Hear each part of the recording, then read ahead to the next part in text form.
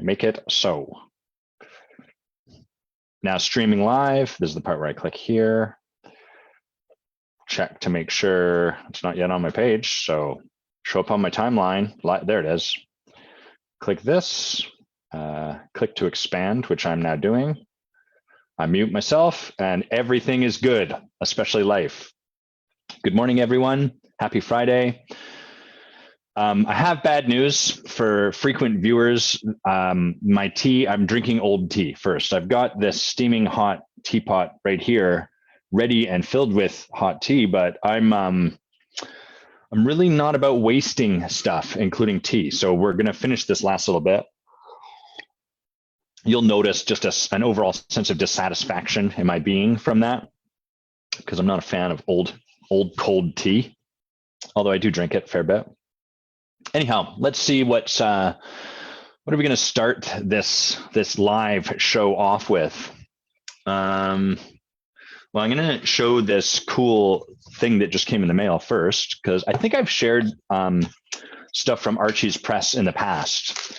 Archie's Press is this guy in Portland. I think he's in Portland. Yeah, he is in Portland, and he does what's called letterpress. So letterpress is paper, and then you kind of emboss lettering into the paper, and it's inked as well. And so I just got this thing for our laundry room, which he put together, which I think is super cool, because it shows you all of these mystical symbols. You know how you see these on your clothing and you're like, that is clearly writing from a long lost civilization that no one can read anymore. Maybe this is just for people like me, but he's got all of this stuff, and he's got the full list of stains. So let's come up with, what would we want to learn about with stains? Blood. Obviously, that's the one we're going to go with. Flush with hydrogen peroxide may cause color loss. Well, I don't want color loss, Archie. Or salt water. I didn't know about salt water. Try enzymes as well. Which enzymes? What are enzymes? Does it say here? Okay, this list is already failing pretty catastrophically. Grass, use a pre-wash treatment or enzymes. If persistent, use bleach. Mustard, use a pre-treatment and wash with bleach. Dry in sunlight. So anyhow, I've got this one, and then this other one is one that we have for our kitchen, which has all your conversions. It's got the temperature for all of your stuff, and then he also has some stuff like your oil smoke points. Avocado oil, that doesn't smoke till 520 Fahrenheit. Meanwhile, extra virgin olive oil, you're talking 350. That's pretty low down there. And he's got some substitutions here, which is pretty cool. So like, if you needed a cup of salted butter, did you know you could substitute that for 1 cup of vegetable shortening and half a teaspoon of salt? I did not. So if you Google Archie's Press, he's got a ton of cool stuff. You can see this one right here is a little letterpress he did of the Earth. It shows the structure and layout of the Earth and how it's tilted at a 15-degree angle off of its axis. I've got one, you can't see it, it's off camera, of the solar system, the human body, and one for Geminis. So those are kind of like 4 different maps for how I can situate myself in any given moment. So Archie's Press is the name of that. I really love his work. The other thing he does that I think is really neat is, I think he started this way, is really funky maps of cities. So he's got one of like Paris, which shows what they call the arrondissement, the rounds, the roads that sort of circular go around Paris. And I keep bugging the guy, I keep emailing him and being like, yo, come to Victoria. I'm like literally a short drive away from you. You can even stay with my wife. I'll show you the sights. And he's, evening, Mia. He's very, I think he's simultaneously like really gracious and appreciative of my offer, / a little bit creeped out and worried that I might be a murderer, because I don't think that's too common where people like your work reach out to you and say, come here and stay with me. But that's the way we live up here in Victoria, British Columbia. Okay. The thing that's kind of present for me this week, something I want to share is something I was distinguishing with my coach. And so over the last 3 months or so, I've been working through an integrity breakdown for myself. What that means is a place where I've been out of alignment with my thoughts, words, and actions. And so the way I've shown up, the way I've, like some of the actions I've taken were out of alignment. And I had some cleaning up to do around that. I'm not going to share the specifics because it's not only mine to share. There's other parties that are sort of affected by that, and I want to honor that. So if you're like, oh, why doesn't he just tell me the thing? That's why. It's intentional. In any event, I'd kind of like brought this forward to the person in question and shared with them like, hey, here's what I did. I'd like to make an amend for that. I'd like to clean it up. And then I brought it back to my coach the next week and said, I took it on, and she was asking me like, what do you see for yourself going forward? What are you taking from this as you move forward, as opposed to just like, there, I did it, it's done, it's in the past. What can I gain from this? And I was sharing, I can't remember exactly the words I shared, but something along the lines of, I really can see that the way sometimes I hold myself, I'm really committed to being a man of integrity. I'm really committed to living in truth, and to being a yes to having my blind spots reflected to me and taking them on. And I'm often very reliable. If someone says, Adam, I think you're doing this, even if a part of me is like, no, I'm not, I'm really committed to like receiving that and having a look at that and sitting with it. And so that sort of had me create a story about myself that like, I am not the sort of person that would do something like this. There was like this rigidity, like this would never happen to me. I would never be this way. And so I was reflecting with my coach, what I really got is that I have this blind spot. And even though I was kind of like insistent, holding like I would never have this show up in my life, I would never show up this way, I would never do these sort of things. What do you know? I did. And so what she had for me, she was like, hey, I got a bit of a reflection for you. Like, and she acknowledged me for my commitment to integrity and the work I do and all of that. And was very, very clear, like, hey, just so you know, this, for a lot of people, I would just acknowledge them for doing that work, and that would be that. But I get, because you're committed to this to such an extent, and because you're at this stage of your work, it feels like there's a little more for me to reflect to you, Adam. And what she was inviting me to notice was that there's a bit of a like ability to let ourselves off the hook when we just say, well, it's just a blind spot, kind of like, what could I have done?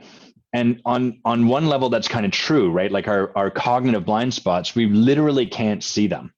We can try to see them, but then that's inherently impossible. It's the nature of a blind spot. I can't see my blind spot.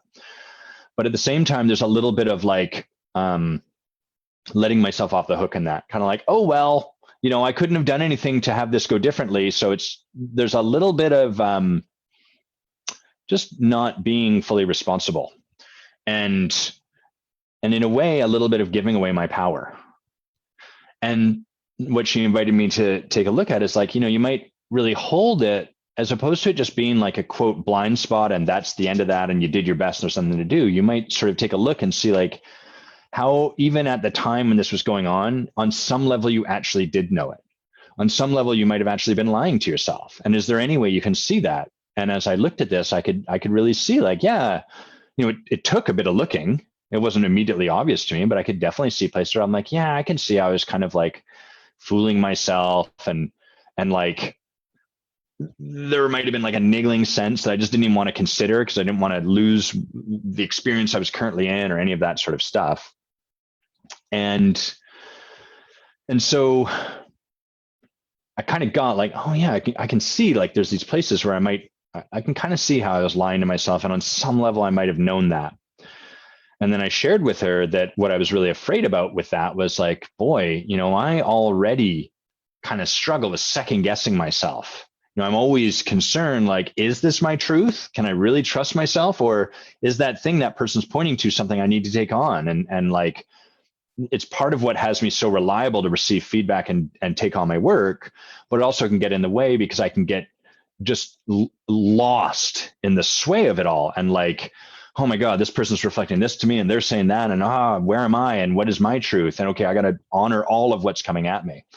So I was sharing with my coach that I had a bit of a concern that by looking for where I might be lying to myself, I'm adding even more into that swirl, into that doubt. And I loved what she said, which was first that she really got it. Like she could really see how that might be how this would occur. You know, like, oh boy, now you're even looking to see like how might you be able to catch that you're lying to yourself, so you can't even trust yourself when you think you can trust yourself. And what she offered was that actually this felt a little more to her like actually what she was saying is I really can trust myself because on some level I actually knew that I was lying to myself.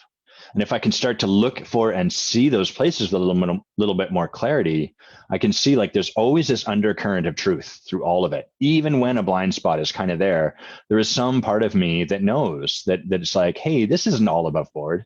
This isn't all quite right. And so it's really, I really loved that shift and how the opportunity presented to me to sort of get like, even though I'm really committed to truth, even though I'm committed to authenticity and to integrity and to cleaning up the messes I make and to being with my impact and all of that stuff, even though all of that, there's still going to be places where I'm probably not being fully honest with myself. And if I'm really willing to get rigorous, those places, I can see them. Not like I'll never have a blind spot again, but like I can start to get better and better at noticing where I'm lying to myself. And often the lying to myself, I was sharing with her that, you know, a lot of that, it's quite relatable through like the lens of my addict, the part of me that's an addict who will be like, you know, like, boy, I'm drinking a lot, but it's okay because I'm going to stop doing it at some point, without any intention to stop doing it and without any willingness to really take a look at what I'm doing because I don't want to stop doing the thing. That's always a convenient place for me to lie to myself, where it's like, I don't really want to look at this fully because then I might have to actually make a decision and I might not get to have my cake and eat it too, so to speak. And so, and she was just acknowledging, yeah, it really makes a lot of sense. And the trouble is that keeps you from ever creating the breakthrough that's available. Yes, Mia, exactly. Like on some level, at least for me, I can't speak for anyone else, but on some level, like even as I look back to this integrity piece that I was cleaning up, like I could see, I knew like I don't really want to fully look at this because then I have to do something different, show up differently, blah, blah, blah. And so if I can start to really honor that, then I can begin to trust it. I have a sneeze coming on, so let's get that out of the way. It's always awkward because you announce it and then you talk about it and it doesn't come through. It's going to happen. I'm not going to try to force it. I think it's a little bit like an orgasm that way. They say that sneezes are 1/10 of an orgasm.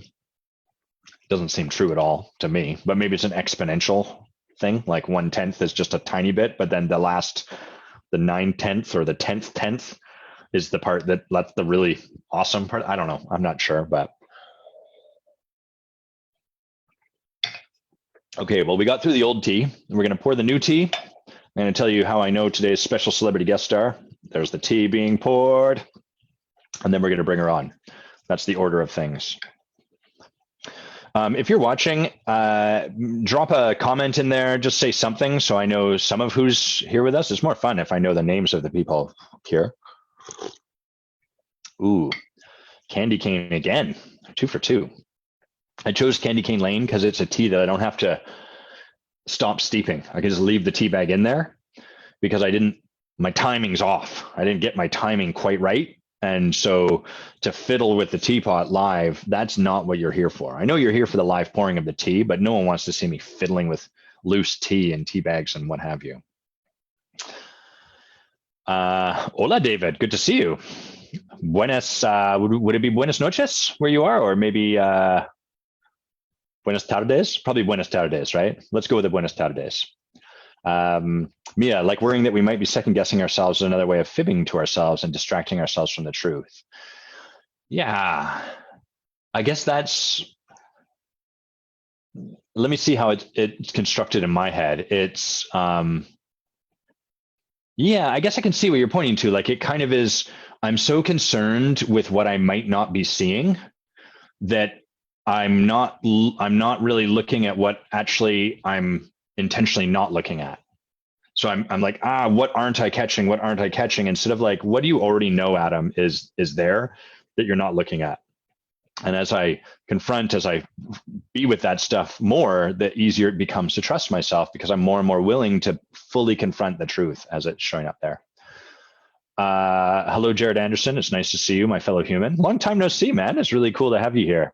And hey, Leo, good morning. If you have a better way for me to do sneezes, please let me know. I'm open. I'm ready and open. Okay. Brooke Kalan is our guest today. And the way I know Brooke is that there was a period of time, about 4 years, where I was initially attending and then leading at the Rich Living intensives, originally the Prosperous Coach intensives. And then he, I think because he and Steve Chandler moved apart, he rebranded them as the Rich Living intensives. And Leo. And this was sort of getting near to the point where it was time for me to move on. And so what that looked like initially was, this is a great example of a place I wasn't really listening to my truth, was that I had a lot of resentment for what was happening on stage at these events.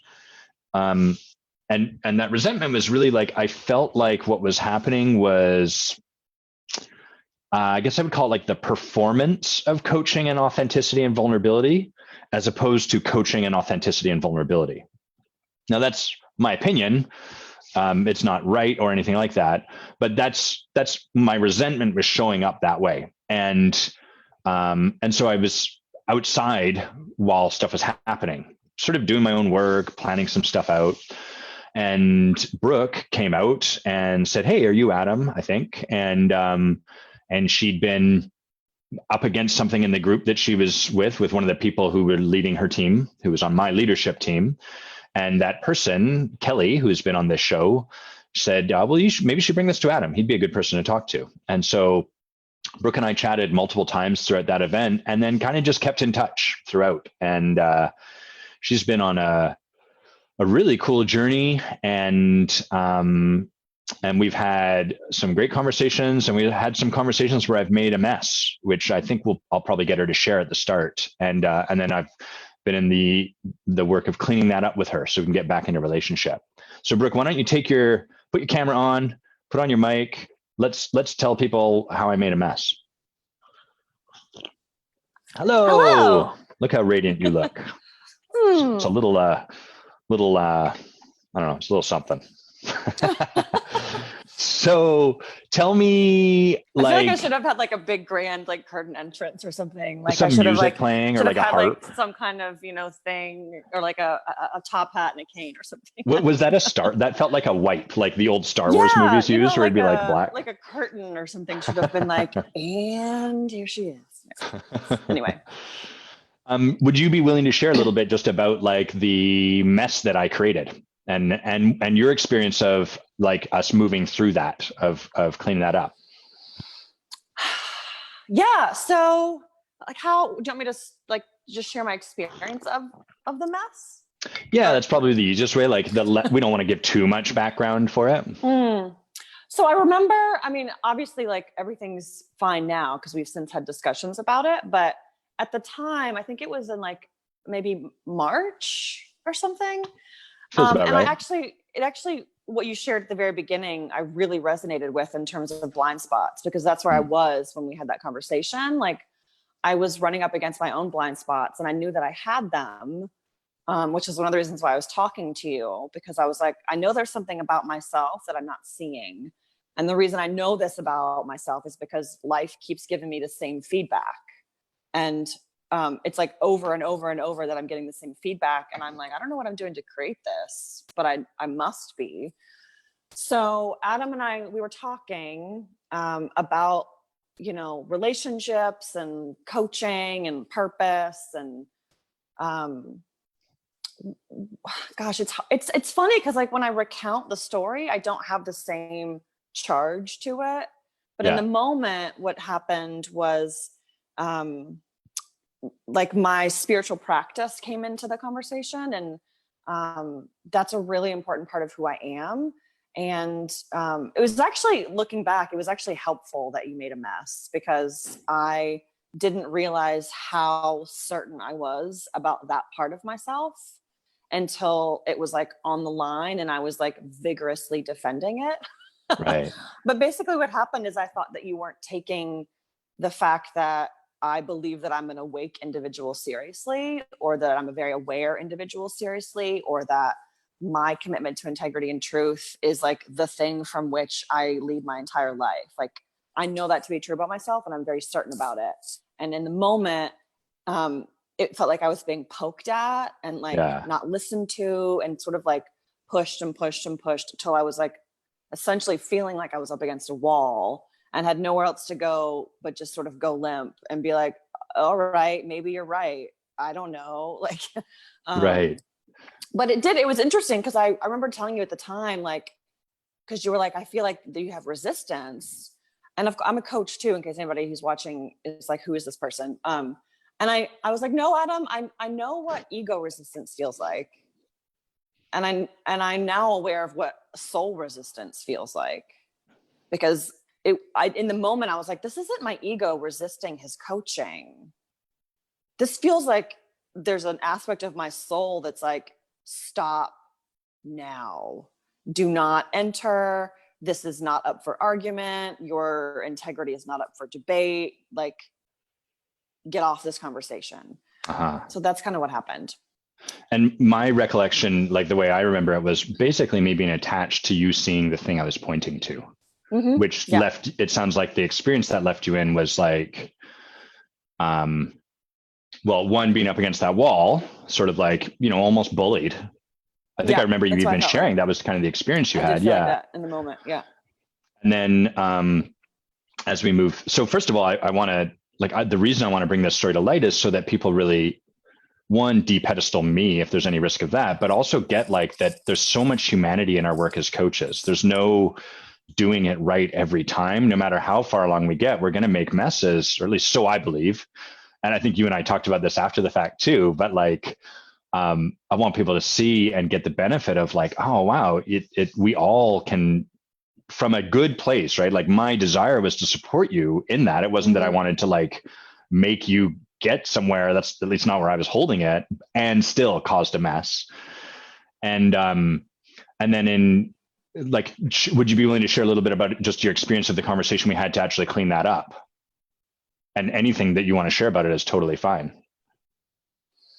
The conversation that we had, it took a while. I think it was like 6 weeks after the original phone call. Cause I remember, I remember being very upset and like to the point where I was livid with you. So I know enough about myself to know, like, I mean, I could have typed out a novel of like, this is what happened, and I'm so fucking mad at you, and why the fuck did this happen? But I was like, chill out, give it some time. So I actually did wait, because I think you did message me and said something like, do we need to hop on another call if there's anything to clean up? Which I honestly, no one had ever said that to me. Like, I'd never had a coach say that to me before. So I think I gave myself a good month and a half before I responded to your message. And I was like, well, yeah, there are some things to clean up. And it was actually really, I mean, you and I have differing views about messes. So like, I'm aware that I can create messes in my social life that have to be cleaned up. But I honestly reflected on that too. And I don't recall ever having created a mess with a client and going back in to clean it up. It's just, I make a distinction between like my client relationships and sort of social relationships. But I do often make messes socially and clean those up. But I'm trying to remember. I think you basically just like opened up time at the very beginning of the call to be like, what was that experience like for you? Please be honest, be vulnerable. And then you shared the experience from your perspective. And I mean, I know that you apologized for what had happened, and sort of didn't explain why. It was mostly like, I'm trying to remember. There wasn't as much of an emotional charge to that conversation, so I don't remember it as well. Yeah. What else? What did you say? I mean, it was a very positive conversation, I remember feeling heard, and I remember having an understanding that like you didn't mean to do it. It wasn't like you were trying to be a dick or whatever. It was just an accident, kind of. So, but it was like an hour-long conversation, and we both shared our perspective and experience about that conversation. That's all. That's kind of what I remember about it. Yeah, the parts I remember are one, like you sharing the impact, and then two, rather than provide an excuse, just a genuine apology for the impact that got created, and then checking to see like, hey, is there anything else that you need from me to clean that up? Yeah. Cool. Well, thanks for sharing about that. Like, you're welcome. I just think that's so valuable, because on these calls, it's rare that we really get the opportunity to create a mess in this moment and then clean it up. You know, like that's part of, I think, coaching that we rarely see modeled full stop, let alone even by our own coach. For those of us working with a coach, like it's not a common thing, because most of us kind of try to like keep things tight or clean, or we don't want to have that happen. I remember one point my coach, she called me outside of our call, and I was like, oh, that's unusual. Rachel's calling. And she called and said, hey, do you have a couple minutes? And I was like, yeah. And she said, I wanted to call because I realized the other day that I'd lied to you, and, definitely not committed to doing that. And I want to apologize for it. And she just shared part of the reason it wasn't really a significant lie. It was more, she'd invited me into this 12-step work and had said that she wasn't involved in it or didn't have anything to do with it. And she was like, actually, I do. That was me not wanting to step into your path, Adam, and give you the freedom. And I realized I was kind of managing you a bit. So I'm really sorry for that. And I was just like, holy shit, we can just do that? That's amazing. Thanks for cleaning that up. So cool. Okay. Well, Brooke, with that having been said, let's create another mess. Hopefully not. What are we going to dive into today? And I'm going to take notes as we go. Is that all right? I'll be looking down a little bit. Okay, cool. What are we going to dive into today? The depths of my soul. Can you ask a different question? Yeah, absolutely. A more clear question? Well, what would you like to work on in this? Or another way to phrase it would be like, what do you want to leave here with? I like that last question. Cool. I'm open to sharing what I feel like I want to work on. And I'm also open to having a different perspective reflected back to me. So what I want to leave here with, I guess, is some more clarity on these two things are kind of wrapped together right now. So I really resonated with what you shared at the beginning in terms of like being very clear about truth, but also blind spots. And right now, I've been doing this sort of like dance between being very sure about myself and sure about what I do, and also wanting to balance feedback from life or feedback from others without allowing the feedback to make me doubt myself. So like for me, there's this mantra that I've been doing that's like, if a thought that I have is questioning my own purpose, I remove the thought. Or if a thought I have is calling into doubt or calling into question who I believe myself to be, or my genius, or my mission, then I don't need to pay attention to that thought, because I find that it's disempowering and depleting. So then there becomes this weird other piece that's like, if I'm hanging out with the wrong people, those wrong people are always going to be calling me into question. That's what I found to be true. Right. And if I don't have the right audience, I will often feel like I'm being called into question. And that's sort of bled itself out into like the market and the audience that I used to have. I didn't have that kind of conflict with. And now it's just been feeling like for the past year that I'm speaking to the wrong people, because I don't feel the same sense of empowerment anymore. I feel like wah wah a lot, or no one's listening to me, or no one's taking me seriously anymore, or am I doing this right? Like, did I get lost somewhere? So I think that for me, it's hard to balance, like, I'm a human being and I understand my environment cues me. And also I know who I am and I don't need an environment to cue me. So it's this weird, I don't know what to call it. I don't know what that word is. It's not a conflict really. It's more of a dilemma. I don't know. So I get that. Like, so it sounds like you, on the one hand, have sovereignty, maybe we'd call that, like Good knowing word. who you Yeah. are, clear on yourself, your path, Totally. your mission. And then on the other hand, there's, or maybe in parallel with that, there's like getting feedback that has you doubt yourself. So what you've learned or have been working on is when you are noticing some sort of feedback, and feedback could be anything, right? Like verbal, or just the way the store happened to be closed when you got there, or I don't know, whatever, any kind of feedback, when it has you to cause you to sit in a lot of doubt, you're setting that aside. Like, oh, that doesn't really serve me when I get that kind of feedback.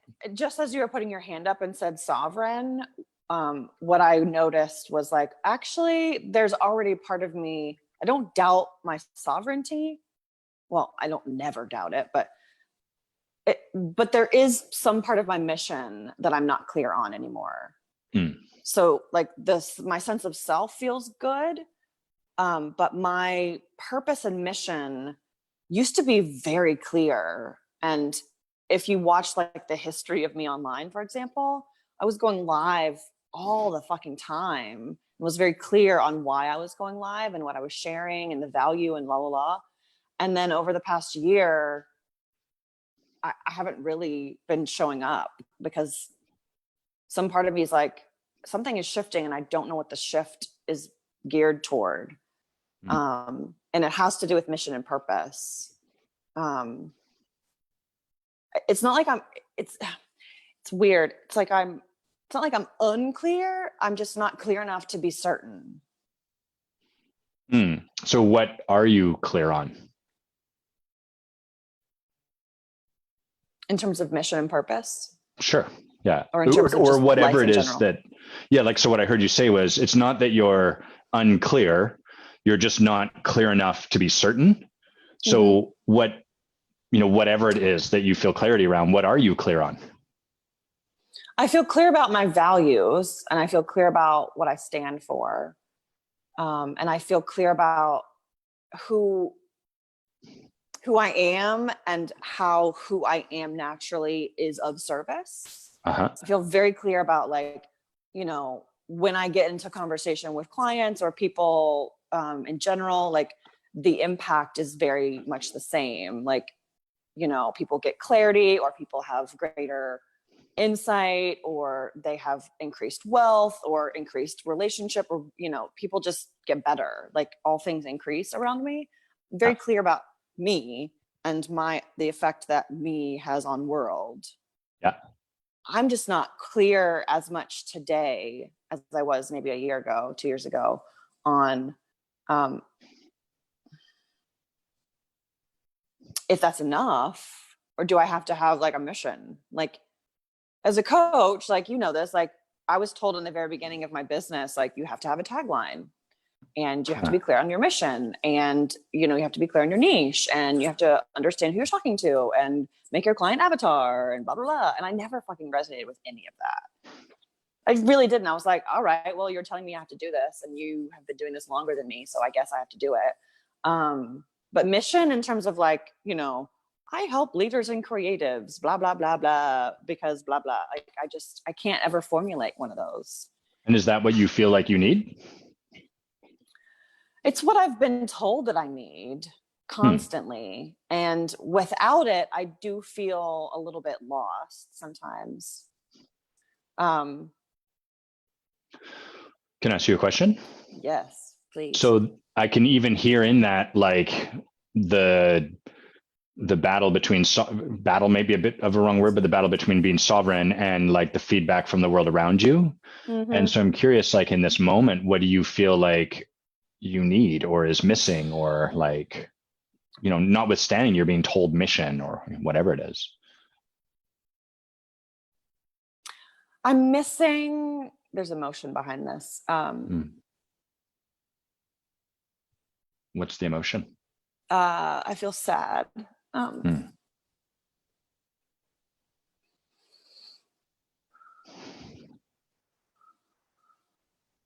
What are you sad about, Brooke? I feel sad because I feel like I'm missing, when I say mission, it's more like passion for what I'm doing.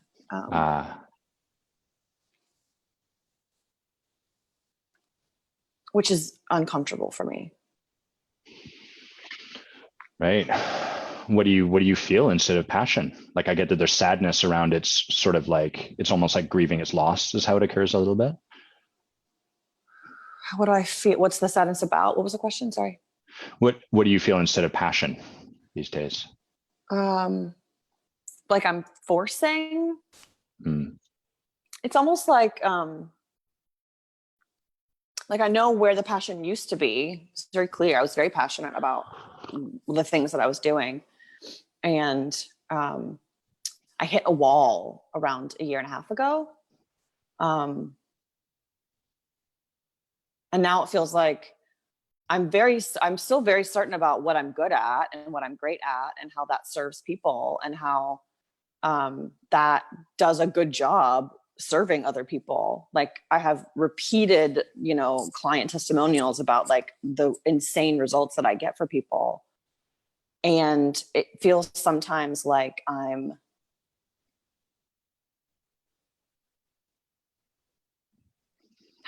having trouble describing it. Like there's like an image of a coffin in my head, which I'm not sure what that's about, but it's like there's a shell of what I do well at, what I do well with my clients at, what I do well in life at. And then there's this other part. It's like that's what it is. There's a disconnect. Like I know what I'm really fucking good at and I can keep doing what I'm really fucking good at because it fucking works. And also it's not generated from like my heart right now. Does that make sense? Yeah, I think so. It sounds kind of like there's a bunch of action you could be taking to these. I'm paraphrasing it, but it's like you could do the stuff. You could do whatever it is that you do that you're really good at, that you've got testimonials and evidence that you're good at it. But there would be like a part of you not fully expressed in that. Is that right? Yes. And I don't need to be fully expressed in that necessarily. I mean, I could be fully expressed in 18 different ways and that. Yeah. I'm not sold completely on not having one mission anymore. But yeah, pretty much that's what you said. I think that's accurate. It does feel like there's a thing and then there's me and there's a gap. And like, here's what I'm doing and it's really fucking good and I know it. And also, gosh, there's this that's like wants to be connected and it's not, or this is also a general issue that I have too. Like it's in my human design chart, astrology, blah, blah, blah, whatever. Like my head and my heart have a hard time connecting. Yeah, well, I can relate to that 100%. That's, always the feedback I get. People are like, I want more of your heart. I'm like, me too. Totally get it. I always want that too. And I'm trying, please. So I can relate and I understand. So what's passion is a word that kind of showed up and like a sadness for the fact that you don't feel that. But I want to check anyhow, just to see like, is that the thing that feels like it's missing, the disconnect, or maybe it's something different? Like, what are you present to in that disconnect? I know that I have an issue with this because I don't know how to answer it. What shows up for you when you try to? That's odd for me to not have an answer. It feels kind of good to me, you not having an answer. What I don't even know. It's so disconnected that I don't know how to answer the question. My stomach's growling. It's not an answer. Can you ask the question one more time? Yeah. And maybe your stomach growling is an answer. I don't know. Like if we honored you as sovereign, I'm right? passionate about Maybe eating. could be, or, maybe that's telling us something else. Who knows?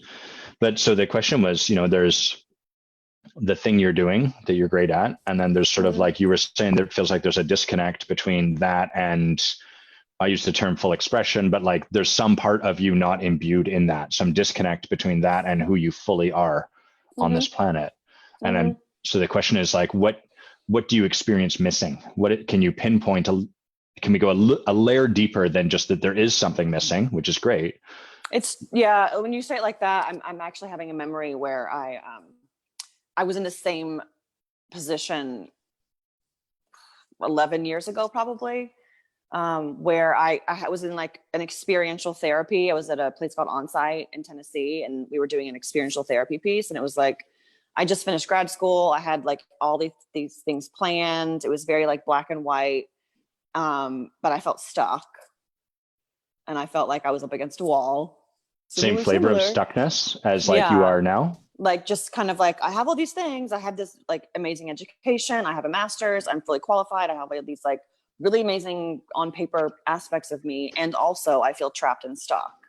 Hmm. And the thing that happened in the moment in that session was she was like, well, what do you want to do right now?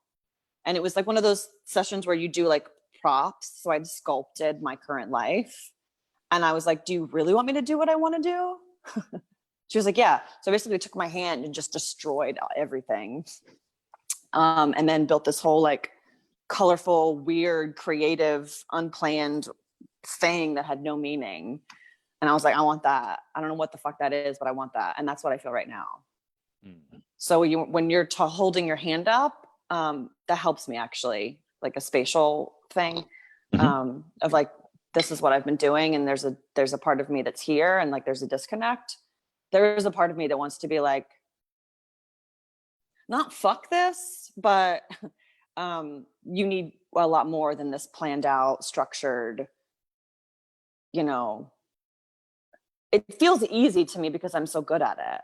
And there's a part of me Right. that's like, just like take off, get in your car, get on a plane, fucking go travel, I don't know, go to a bunch of waterfalls, or there's just this whole like other like wildly unexpressed part of me that doesn't have room to be that in the particular business model that I've chosen.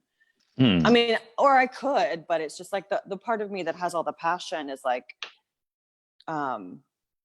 you've seen, like, I love doing photo shoots that have nothing to do with my business. I love being like wildly sexually expressed. I love being expressed socially. I love just being wild and off the wall and like being uncertain and doing crazy things. And also I can be structured and focused and present.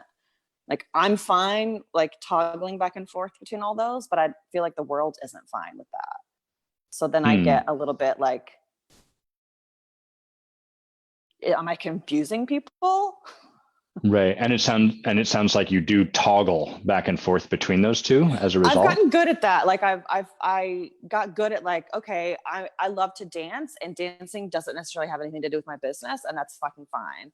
Or I love doing, I don't do photo shoots in order to be sexy, but they do capture that aspect of me, and I love it, and it feels really good and vibrant and like powerful for me in the moment. And also I tend to get negative feedback about myself for doing that, mostly from my family or from people who don't know me well. And they're like, why is this life coach, consultant, high level person, showing up doing these guest ad looking photo shoots? Like, what's up with that? And then I have to explain myself, which is really fucking boring. Why do you have to explain yourself? That's a good question. I guess I don't have to. I do. But it sounds like there is some, like I really want to, again, honor the sovereignty that's showing up there, right? Like it sounds like there's a part of you that feels like it does have to explain itself.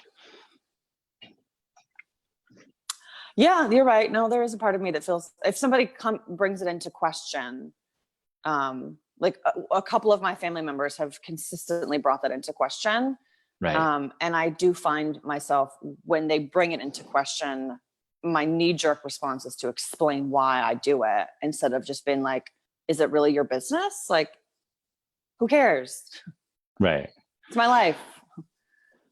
So let's do just a little bit of like calibrating in the conversation. Because we haven't really gotten clear yet necessarily where we want to end up, which is totally fine. I'm happy not to. I just wanted to sort of check in with you since we don't have a place that we've agreed we're going towards. I'm going to check in a little bit more than I might otherwise. So like, is where you want to spend our time kind of looking at this thing that we're talking about and just explore where that leads us to, like what might be showing up and what's getting created as a result of that? Or is there sort of a more pointed place that you want to kind of get to in the next 30 minutes? I would love to, as you're asking the question, I feel my heart coming up and wanting attention. So I would like to be less heady in the next 30 minutes. Great. So when I hear that, I take that to mean like less setting a direction and more like, let's just be in the exploration of this. Is that and how it in occurs my for you? feelings more? So like in this is where like you can, if you do notice that I'm spinning off into like a explanation, then you can stop me. Got it. What's there for your heart to express in this moment?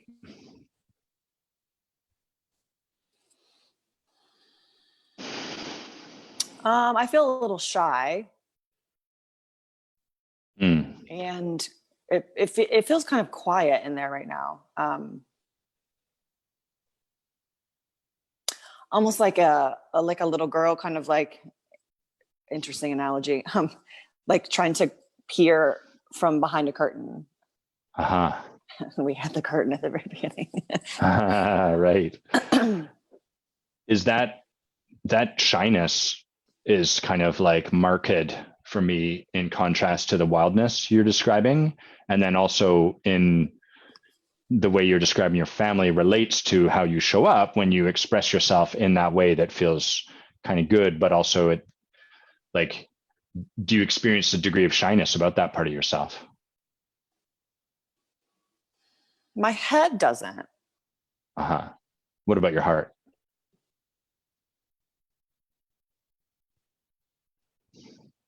So when you asked that question, there was protection that came up and sadness.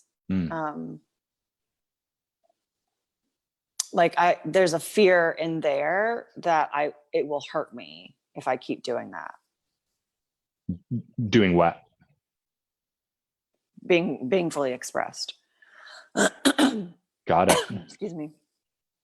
Right. So if you keep getting photo shoots done, or, it's not about the photo shoot, it's about any of these things, but it sounds like those are kind of an expression of the wilder part of you that's less formal, like Ivy League or the coaching thing, the education, the coaching,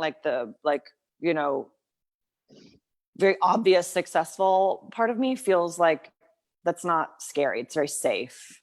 Right. I'm aware of that choice of word. It's the other parts of me that are less predictable and less reliable. I get, like, that's not the right word. Predictable, I guess. Feel like I'm going to be hurt somehow if I let that out too much. That makes sense. Like, people will judge me or people will question me, and they don't really question this part of me. Right. You're playing by the rules of society. You do. If you play by the rules of society, you get like, it's a proven recipe. Whereas if you just throw ingredients into a bowl, who the hell knows what'll happen? Might be more fun, but you might also end up with cement or something like that. Right. With a cake. Right. I've proven this empirically. Right. Okay. Yeah. So it sounds like there's a part of you that is wild and longs to be free and expressed. And then there's another part of you that's like really kind of reliable and good at being reliable and good. Like, can fit yourself into the box, can conform to what is demanded or expected or required, and do that very well. But in doing so, you kind of mute or even kill that wild part of you. Like, that part of you gets the volume turned all the way down. It's not that extreme. I still am able to break rules and have some freedom and have liberation in the context of my career choice, because I created that career. But yeah, so it's not like an extreme, like either this or this. It's more like, right. and I'm aware of my positioning of my hands too. So it's like, I mean, it could be just like this. It doesn't have to be like, you know, Right. it just needs to go from here to just like, a, you know, where my head and my heart actually are, instead of just this weird diagonal thing. What came up too when you were talking about there's a part of me that wants to be more wild. I'll just say, the feedback that I get often, I tend to choose men who have that. Sure. Freedom, wildness, they take off at a moment's notice, whether that's good for me or not. I tend to attract transient men who are, when I meet them, are just about to travel for 3 months. So I'm literally catching them in the moment where they're about to fly away. So I'm very aware that like I keep getting that feedback from life. So when you said that part of me that wants to be free, I was like, and I know this is true about myself, because I keep bringing people into my life that reflect that back to me. Got it. Would you say, so like, does it work for you for us to call this part of you like the wilderness desiring to be expressed, and this part of you like the conformist keeping things safe? Would that be just as labels that we can kind of work with? I don't like the word conformist because I'm a rebel. Yeah. Oh, I got that about you. Totally. Choose a different word. Yeah. Well, and your rebel is this part, right? Just to be clear, like I have no doubt there's in both parts, actually. Like the rebel's in my coaching for sure. The rebel's in my business. This part feels more like, ironically feels like softer.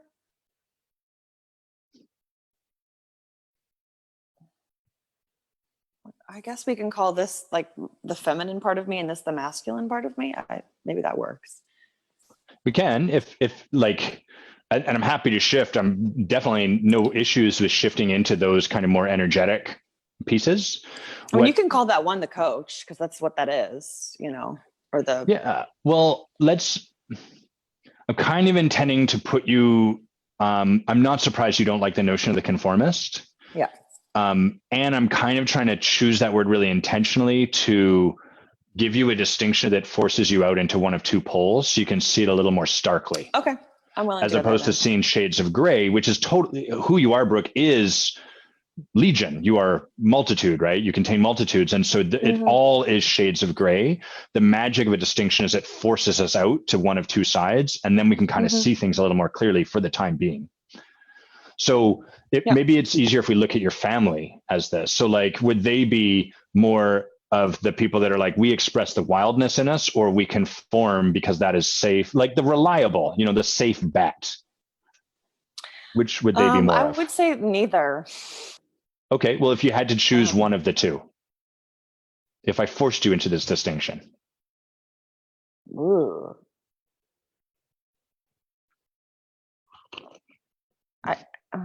I don't know how to answer that, because I don't see them as reliable. Well, so are they wild? No. Okay. Which side did they express more towards?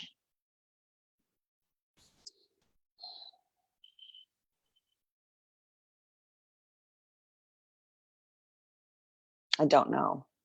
Okay. I'm going to talk to everyone watching for a sec. Is that all right?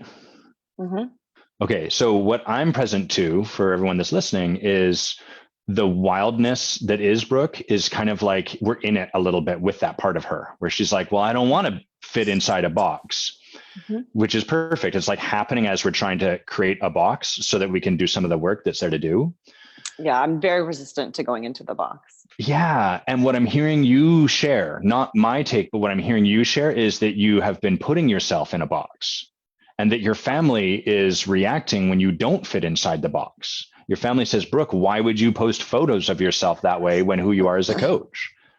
And so it actually occurs like there's a part of you that really can conform and can do it really well. Like if I said, hey, Brooke, we're going to need you just for the next 6 months to like play this role and to make it look good and shiny and on the level. I'm not saying you would like doing that. I'm not saying that you would enjoy that. I'm saying that there's a part of you that could do that quite effectively. Would that be fair? Mm-hmm. Yeah, I'm very much like I've been dancing since I was little, and I was acting as a kid too. So if you give me a role to play, Yeah. I'm very happy to play the role because I know that it's a role. Right. And I can commit fully to the role because I know it's not me. Uh-huh. That's kind of what it feels like when you say you could do something for 6 months very easily and make it look good, because it's like, yeah, I could play the role really well. Right. Mm-hmm. So if you drop into your heart Mm-hmm. and just felt into like, what is your heart afraid of being? Unnoticed. Okay. And unseen. Huh? Unimportant. It's not the right word.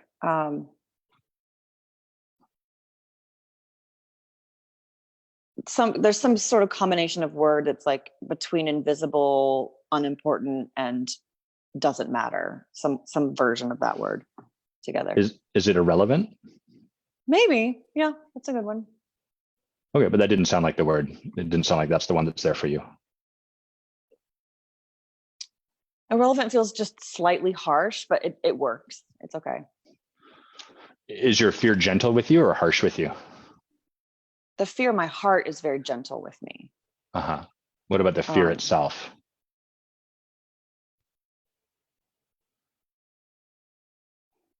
It's so funny. It's soft in my body and it gets pressurized in my head. Uh-huh. So when it's pressurized, what is that like? Fuck, don't be, or you're being? It's very defensive and like, fuck that. I'll make it work. Or it's very harsh, I guess. Okay. Yeah, got it. Which can be the part of me that expresses online often, because it's some sort of reaction to how I'm feeling. Right. Yeah, I get that. Okay, so there's this fear of being unnoticed, unseen, unimportant, right? Mm-hmm. Great. So I imagine that the part of you that's a rebel will want to argue with me about this question rather than be in the inquiry of it. I'm not necessarily right about that, but I could imagine that might be the case. And so if that shows up, I'm going to invite you to set it down so that we can be in the inquiry I'm going to ask, which is, okay, how do you lead to creating yourself as unnoticed, unseen, unimportant? How do you make that real? How am I making that real in my life? You mean, like, how do I make myself unseen? Yeah. How do you show up that makes you unnoticeable, unseen, unimportant? Pandemic hasn't made this better, but I do stay at home a lot. Okay. I have chosen circles of friends that are not at the level with me to see me, really. Like, I mean, they can physically be present, but they don't really see me. Okay. So choose like safe people to be around, kind of? This has been a habit of mine ever since I graduated Vanderbilt. I deliberately chose to renounce that part of me when I was recently graduated. And Which part? refused. The rebel? Like the sort of elite, educated, I would say high level person. I renounced that part of me, took the Vanderbilt stickers off my car, didn't mention it, didn't tell anybody, didn't want anybody to know, honestly. And then I just started going out to bars and like wanted to be a normal person again. Got it. And I've done that in multiple ways over time, multiple times. That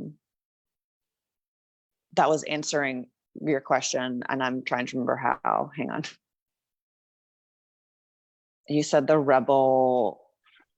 Do you want me to ask the question again? Yeah.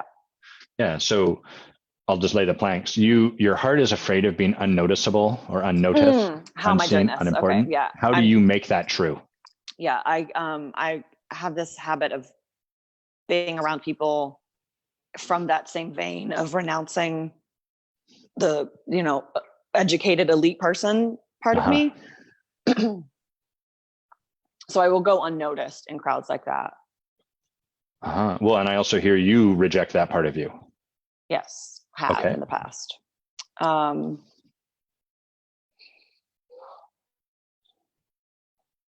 I've been isolating, and again, like pandemic or not, I'm not sure. It could have just been a happy coincidence that it happened at this time. But I do stay home a lot. I'm not going live often, so I'm not letting myself be seen there.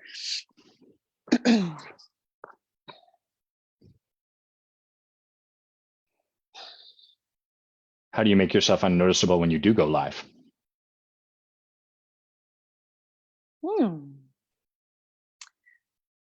How do I make myself unnoticeable when I do go live? I guess it's not deliberate necessarily, but I do tend to show the professional part of me online. That was the initial reason I started going live to begin with, was because of my business and marketing. So I am actively choosing to show that aspect of myself when I go live. So there's the other parts, plural, of me that are not noticed, probably. Got it. Yeah, there's like the professional, the right way to be, so to speak. Yeah, it's not even because I'm wanting to show the right way of me. It's more like, this is the tool for marketing, so you're going to show up in this way for it. But I mean, I could just go live for the sake of going live. I don't know if I've ever done that. Like, hey guys, I'm doing nothing. Yeah. I have nothing to say. What's up? Well, for what it's worth, I would watch that 100%. It's not really the point here, but I just want you to know I would watch you do nothing and be live and just having a blast and a laugh is what I meant to say there. Okay, so like there's a way, because it's great, right? Where we're looking is not just what you do, but who you be while you do it, because our being underneath is going to always be determinative and present. So if there's what we fear most is often what we end up creating, is my assertion. Yeah. And so if there's this fear about being unnoticed, unseen, it's like, oh, how does Brooke even keep herself kind of from being truly seen and noticed and remarkable in all of her glory, even when she is doing the stuff that would have her be seen otherwise? I will also add too, the other thing that I know that I do is that I will dim myself around people in person. I have a weird, this is one of the blind spots that I became aware of recently, and I'm now actively trying to sort of reprogram. I have a very old embedded loyalty to female, or loyalty to other women, embedded in me because of my childhood. So I will tend to dim myself around my sisters or girlfriends or just women in general, because I don't want to make them upset. Got it. So you're kind of like... So I will do that. It's very subtle, but I just sort of, I'm way more animated in a group full of men. Got it. In a room full of women, I just sort of quietly watch and observe and don't really show much. So. Got it. And are your clients more men or women? Women. Okay. Got it. How do you dim yourself around your clients?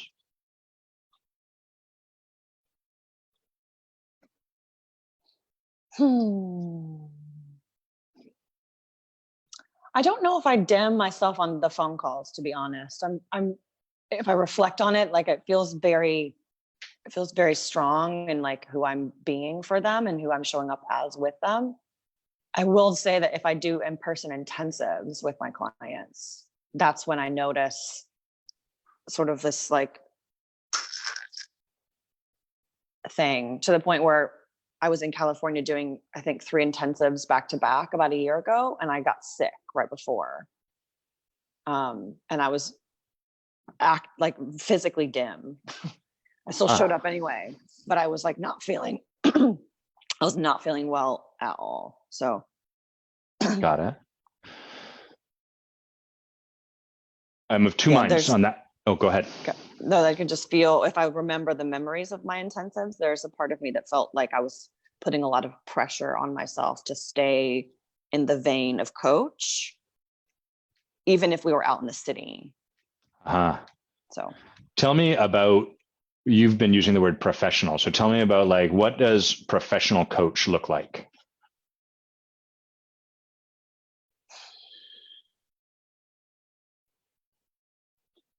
I mean, she doesn't look much different from me, to be honest. It feels different. Yeah. How does she feel different? The professional coach, what would we, you and I, if we were like, hey, this coach should be more professional, what would we be looking for? Generically, or just about me? Well, yes.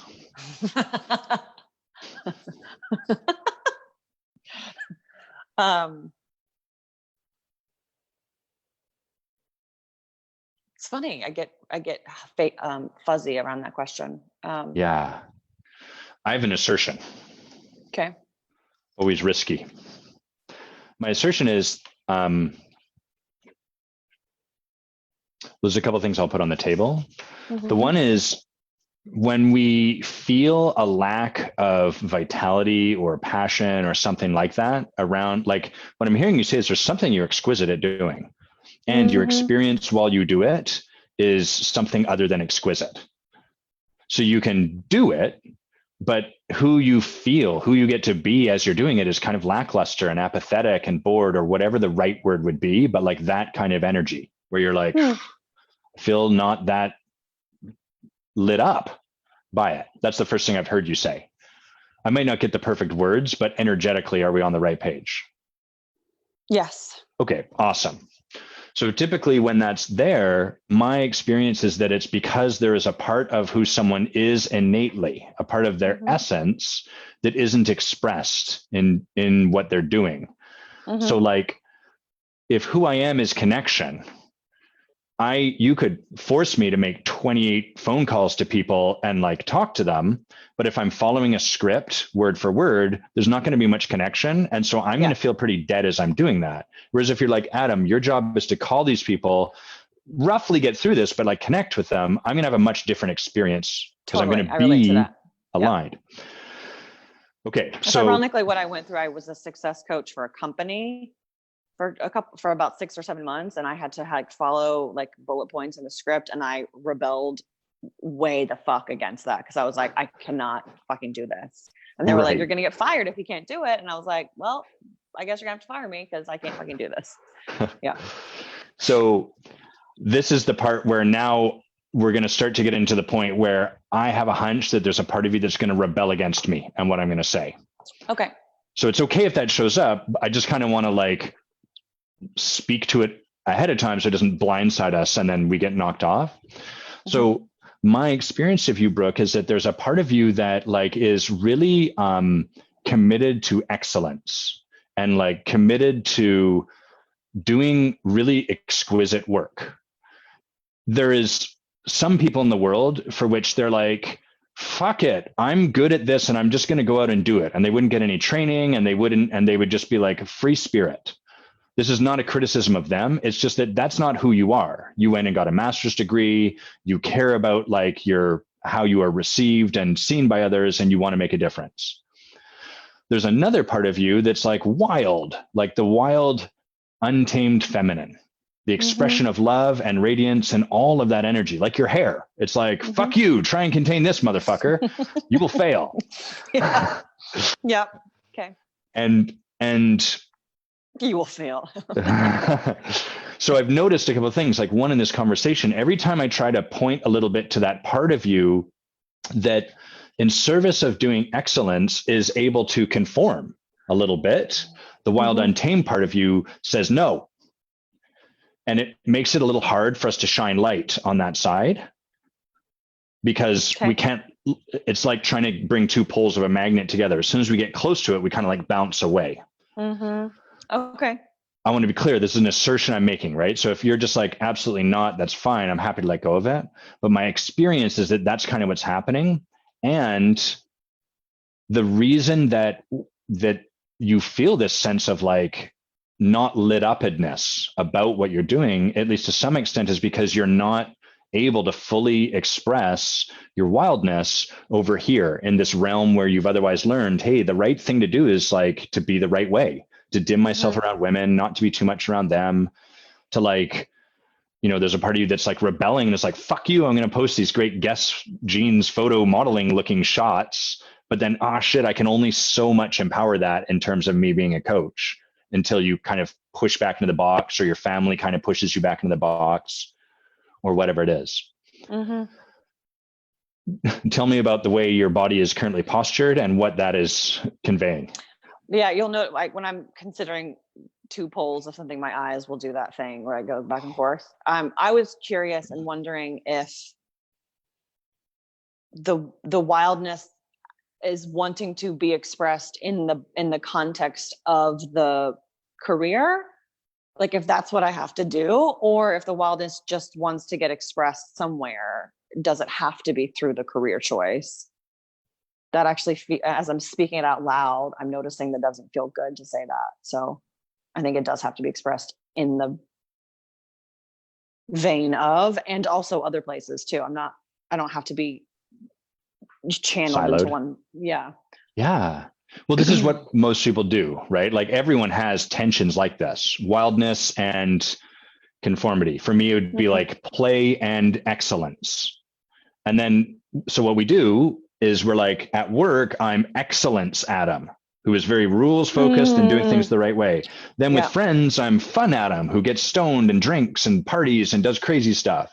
Yeah. And then we get into this, like, never the tween shall meet, because we've decided that in this context, it's not okay for me to express this part of myself. And freedom and a life where we are lit up, I assert, is where we are fully expressed everywhere. As opposed to I'm halfway expressed over here, halfway expressed over here, maybe in this sliver or even like a wide part of my life, I'm fully expressed. But these bands here are where only some of me is in the world. And there's a consequence to not being fully expressed. We're in resistance with ourselves. What are you hearing in this, and what is your heart feeling as I share this?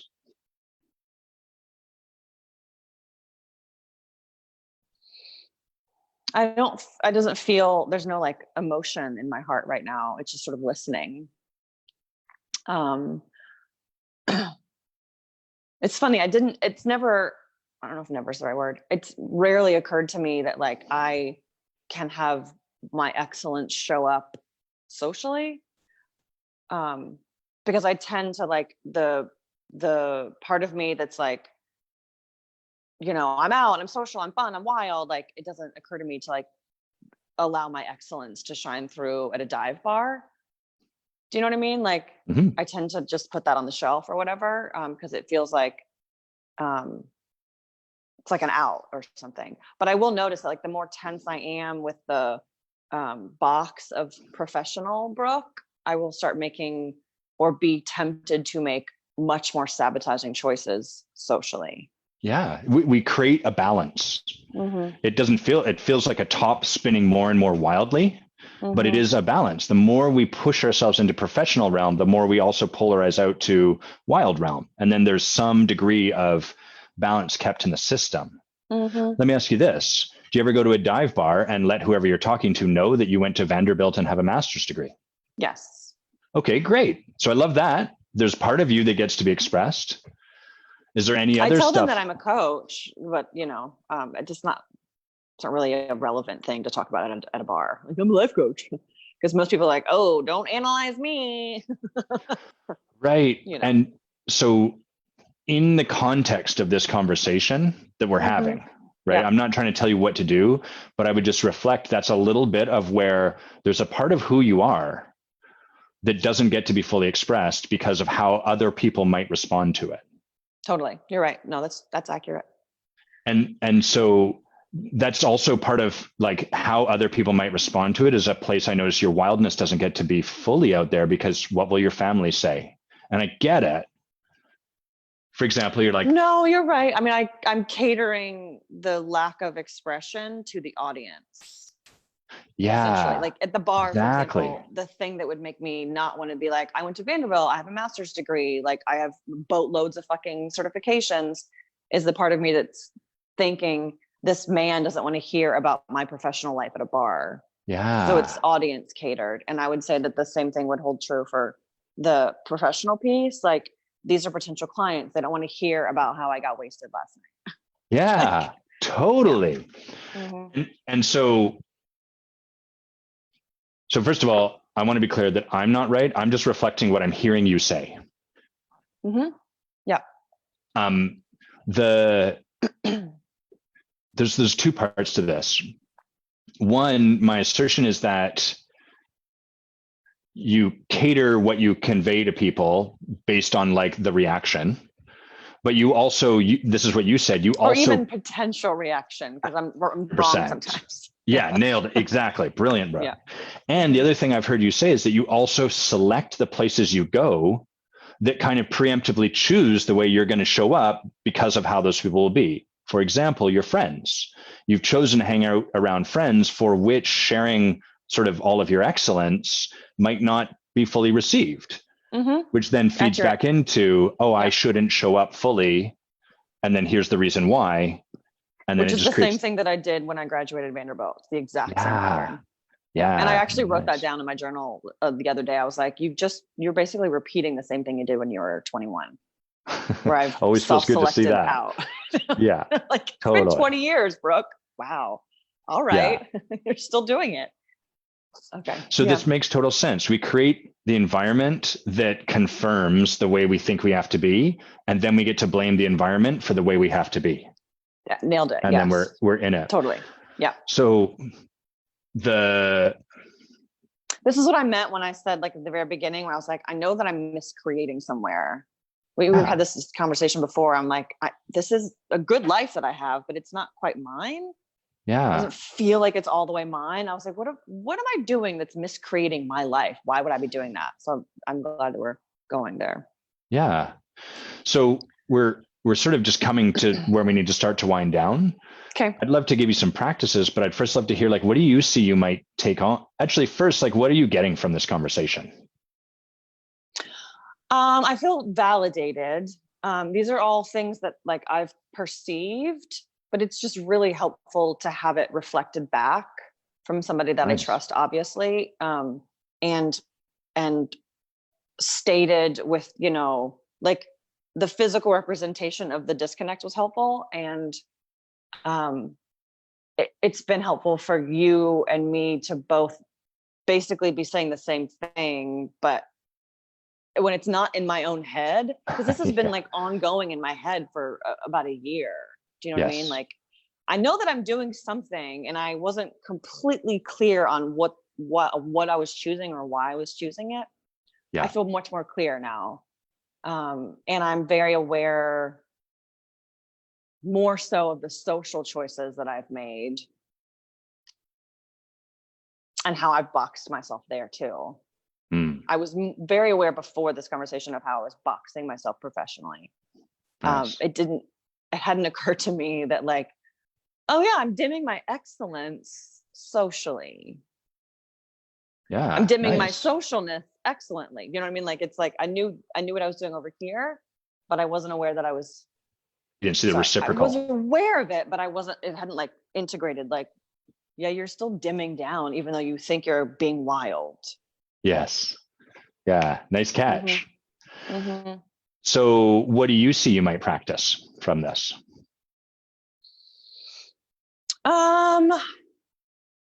This is actually on my list of things to start doing differently. I think I haven't done it yet. It's been like 4 days since I put it down on paper. I want to bring myself to different environments. So, like, instead of going to a dive, I mean, I do love the dive bar, but instead of going there, like, I could maybe upscale it and just, like, see what it's like to play in different worlds. And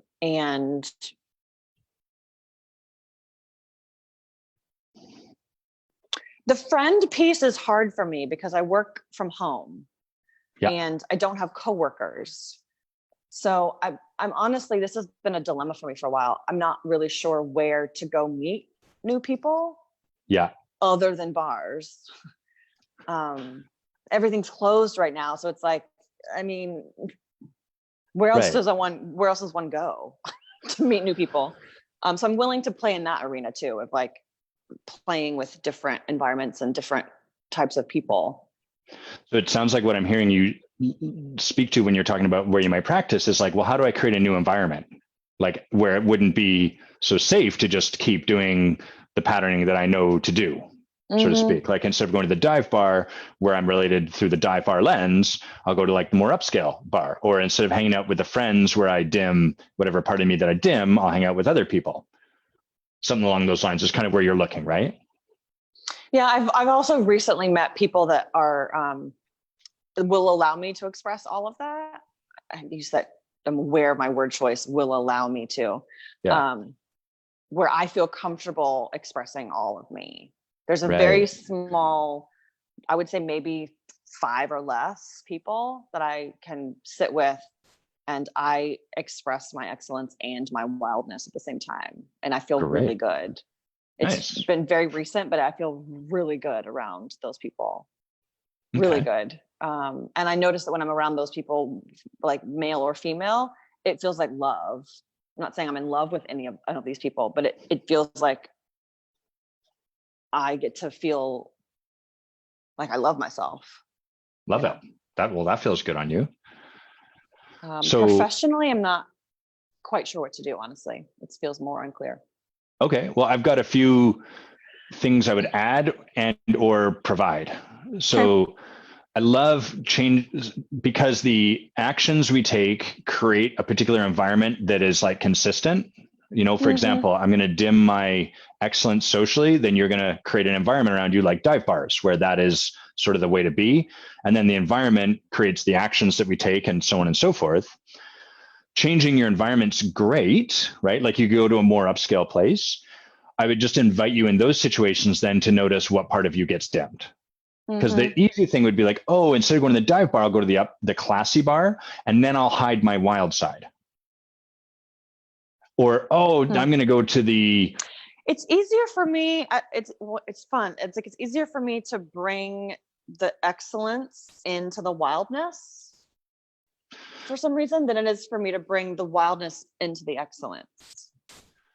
So I feel confident about like not dimming as much if I'm making a social choice differently versus the other way around. It's interesting. Continue. Well, sorry. So that's a little bit in the weeds. So in the place I want to provide is a bit of altitude, which is I'm going to assert that, Brooke, you're going to find a way and a reason to dim yourself. Even these 5 people you've created at some point are going to show up in such a way that touches the training like, hey, all of this, but not like, have you noticed at the start of a relationship, you're like, I can totally share all of me with this person. And then as time goes on, you're like, except that. And I guess not that. And oh, brother, not that either. Yeah. So I'm asserting at some point, hopefully, if you're living a full life, you're going to encounter the reasons that you've created for not showing up as all of yourself fully integrated. Okay. And so I'm really applauding changing the environment. I'm just inviting you in addition to look for like, where and when do I start to dim myself? Okay. And then practice expressing the part that you're scared or worried that they won't accept or whatever it is. See if you can let 1% more of that out. And with your clients or your friends, you don't have to change the environment. I would invite you just to start expressing more of what you are currently hiding from them or holding in check or dimming.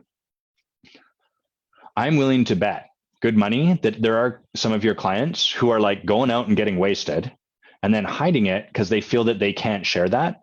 And for you to be like, I am so hungover today when you get on the call and I'm fully present with you, they might be like, fuck, thank you. I'm hungover too. I actually, when you were talking about that, I had a moment, I had a little light bulb thing where I was like, I could go live and talk about how to be a coach and be hungover while you're coaching your clients. Totally. 100%. Because that's such a human thing. I can be fully fucking present with a hangover and no big deal. Yeah. Anyway. Yeah. And do you ever coach people where you're not fully present? Yeah. Great. So write all of it. There's room for all of this. And I guarantee there's times when your clients show up and they're not fully present. Sure. Yeah. And so all that I'm pointing to is that there is a gift in your fullest expression.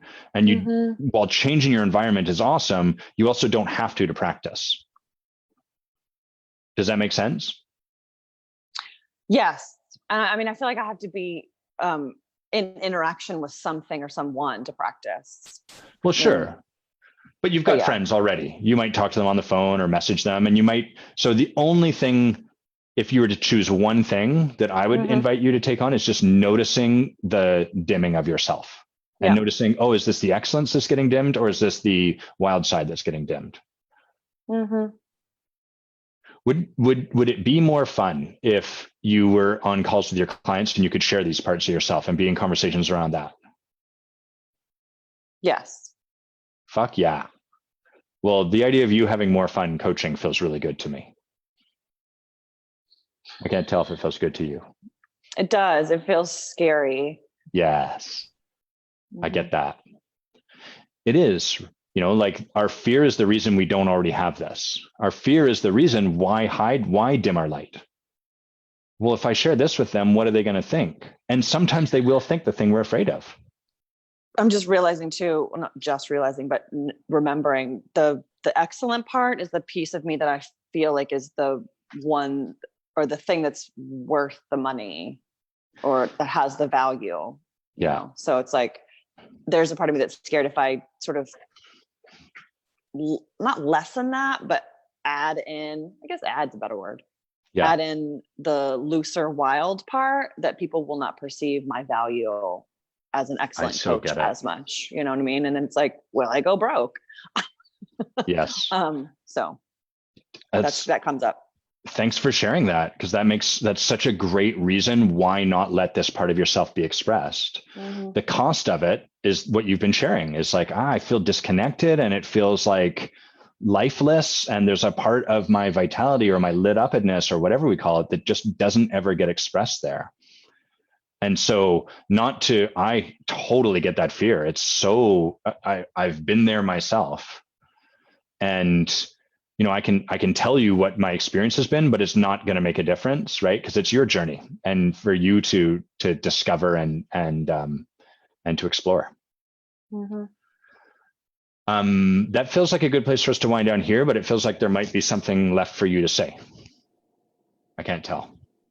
I was just noticing that it feels good. Cool. I don't think there was something for me to say, except I appreciated that you related. I mean, I think a lot of people can relate to what we're talking about, what I'm talking about. And I was just remarking too, the decision to use the word add, because I was originally going to say dim the excellent for the sake of the wild, but then I was like, no, it's more of an addition. Yeah. So that technically would make me more valuable anyway if I'm adding something. So yeah. It just feels a little bit awkward. Yeah, probably will be. Right? You're practicing something new. You won't get it right the first time. Yeah. Great. Okay. Well, I want to finish by acknowledging you, Brooke, and then we'll do a brief debrief, debrief brief. Is there anything left for this conversation to feel complete for you?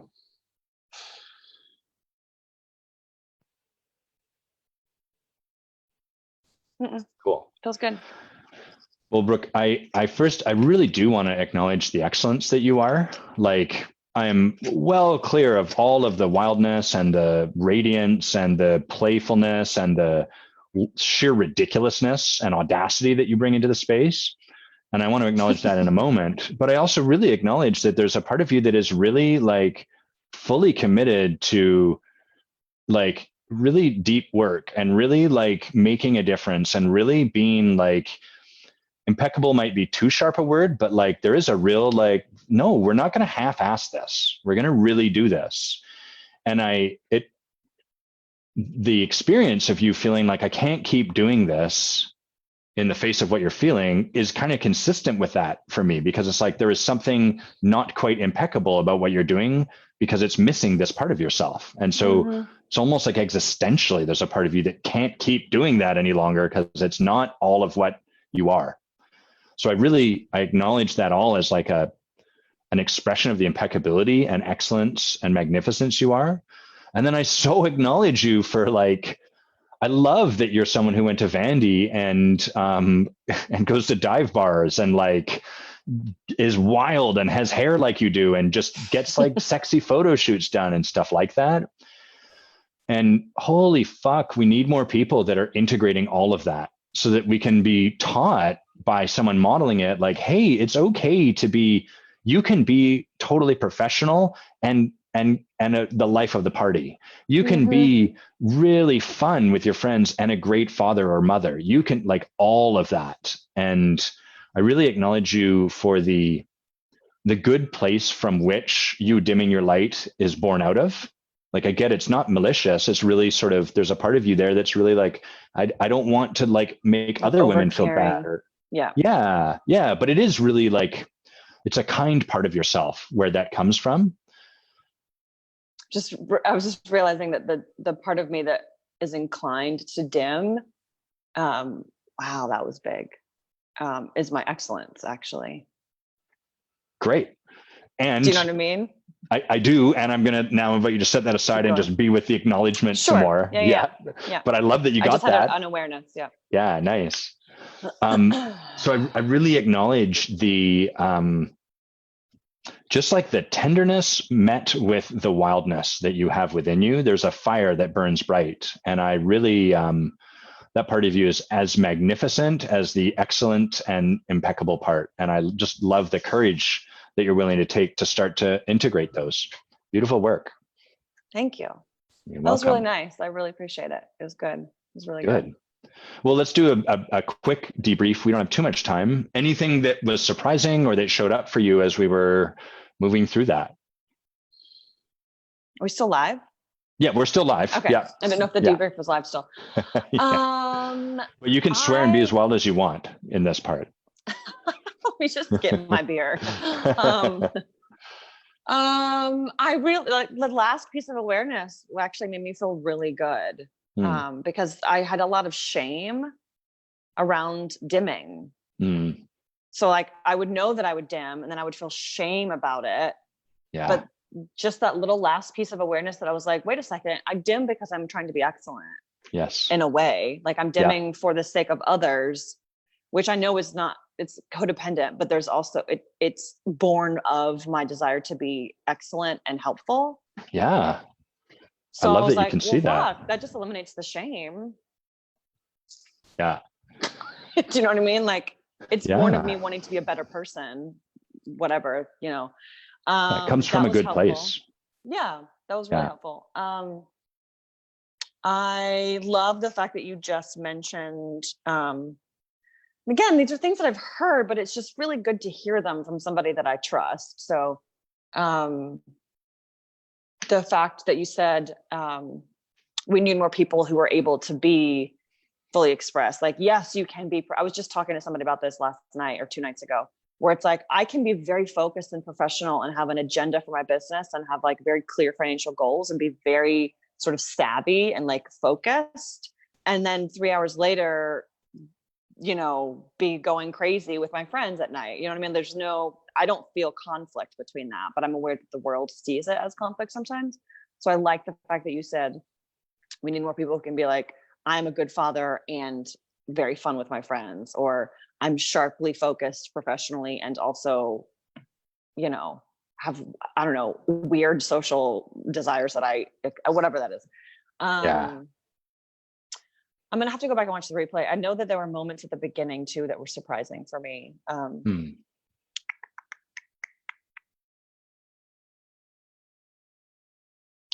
I guess I didn't realize that I knew that I was dimming the wildness. That was clear. That was very clear to me. Yeah. Before, and I didn't so much understand that I was also dimming my excellence too. I just thought I've been vacillating between patterns because there's a clear sector of my life where I know that I dimmed my intelligence, was what I called it. Yeah. That I dumbed myself down intentionally to fit in with people. I see that a lot with people in trades. Like I've met more brilliant electricians than I can count because they learn to dim their intelligence because it reduces the expectations people have on them, and then they find their way into these businesses that allow them to make a lot of money and are quite electrician work is quite intricate and interesting. Yeah. But then they're frustrated because they're surrounded in a situation where intelligence is not the highest regarded thing, and they're like, "Fuck, you dummies don't realize." And this is a fascinating sort of way it gets created. Yeah. The thing that I was really present to was the balance that we are always in. Like it often, again, it feels like a top spinning more and more out of control, but up until the moment the top falls down, it is in a state of balance. And that's how humans can kind of get, like, the more we silo and double down over here on professional, the more we express our wildness, whatever that happens to be, over here. And I'm always fascinated with that fact. No, I liked that too. I liked the fact that you brought up that, well, you're still balancing. You're tempted to sabotage socially because you're sabotaging your wildness professionally. Do you know what I mean? Like, that was a good point to notice too. Great. Well, let's wind down there. I'm just going to read. Sarah said she heard so much in this session and she used 4 exclamation marks. So that's credit to you. Heard so much what? She was hearing so much for herself in this session, and you got 4 exclamation marks. Yay, Sarah. I can't see who that Sarah is, but yeah. And Mickey says that awkward is awesome. So go and be awkward. Thanks to Mickey, Lydia, Sarah. Who else was with us? Jared, some guy named Benedetto, who I think is grouchy. It was my sense of what he had to say. Jared, Leo. But Benedetto, thanks for coming anyhow, man. We appreciate you jumping in. Mia, David, thanks everyone for tuning in. Let me just check and see. Oh, Brooke, are you still there? Yeah, you're still there. Yeah. It looked like the live froze for a sec. If people want to know more about you or are curious about your coaching or anything like that, where do they go? If they want to know how to coach during a hangover. Yeah. I'm actually going to go live. I might go live about that after this. Nice. Just for fun. Yeah. So here on Facebook is good. Yeah. Instagram, you'll see all the photographs that we actually were discussing on Instagram. So nice. Instagram is Brooke_Kalan. And then my website is brookekalan.com. I do have a program coming out soon. That's called Magnetic Woman. Yeah. So I think those are the best ways: Instagram, website, and stay present for the program. When does that, do you know when that launches? I don't know yet. So I tend to work in bursts. So I have like bursts of inspiration, and then I'll kind of like sit for a minute, and then I'll have another burst. So it's gone through a few bursts where I have all the content created. I just haven't launched it yet. Got it. Okay, cool. Awesome. Thanks, Brooke. Thanks, everyone. Have an awesome weekend. I really appreciate it. And we'll catch you guys next time. Thank you, stop the live stream.